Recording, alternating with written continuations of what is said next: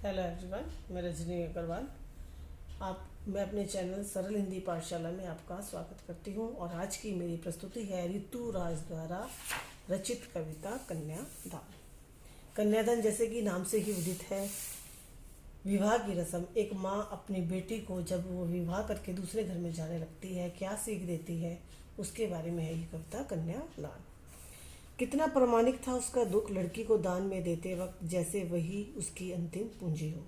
अब कवि इसमें कहते हैं कि एक माँ जब उसकी बेटे का विवाह होने जा रहा है तो उसने अपने जीवन में जो दुख देखे हैं वो लड़की का विवाह करते समय जो है ये मानकर चलती है कि उसकी बेटी ही उसकी अंतिम पूंजी है। क्यों? क्योंकि वो अपनी बेटी के साथ ही अपने जीवन के सारे सुख दुख जो है बांटती थी।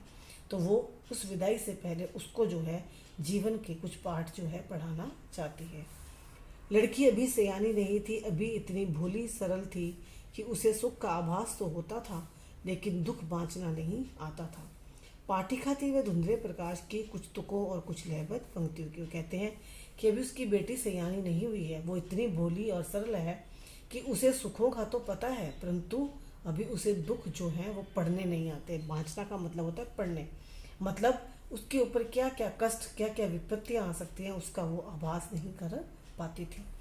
पाठिका थी वह धुंधले प्रकाश की, कुछ तुकों और कुछ लहबत पंक्तियों की। वो कहते वो इतनी भोली है कि वो अभी इस जीवन में धुंधले प्रकाश के अंदर से कुछ लयबद्ध और तुकों को ढूंढती है, मतलब वो जीवन में आने वाले दुखों को कुछ कुछ आभास कर पाती है लेकिन उनको सहने के लिए, उनको समझने के लिए भी पूरी तरह से तैयार नहीं है।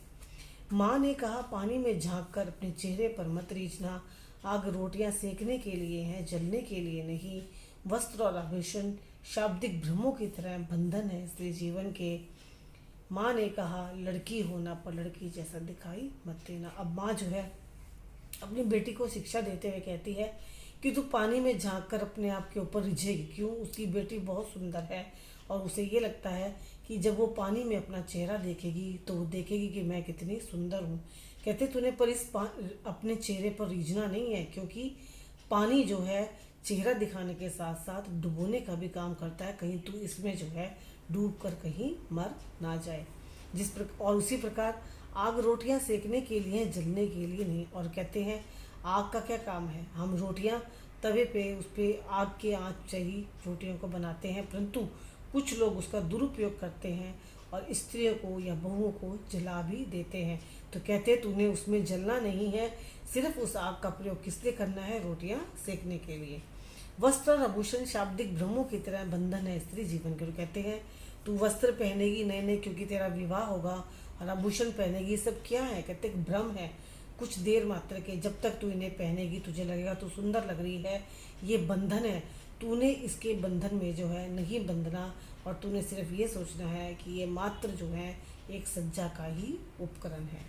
माँ ने कहा लड़की होना पर लड़की जैसे दिखाई मत देना। वो कहते हैं कि तू, माँ अपनी बेटी को कहती है कि तू लड़की है, ये तुझे आभास रहेगा, तुझे ये होना चाहिए, परंतु तूने जो है लड़की जैसा दिखाई मत देना। कहने का मतलब ये है कि जिस तरह लड़की को दुर्बल समझकर उस पर अत्याचार किए जाते हैं, तूने वैसे नहीं बनना। तूने लड़कों की तरह मजबूत और सजग रहना है ताकि तुझे कोई भी जो है जीवन में जो है कोई भी किसी भी तरह का नुकसान ना पहुंचा सके।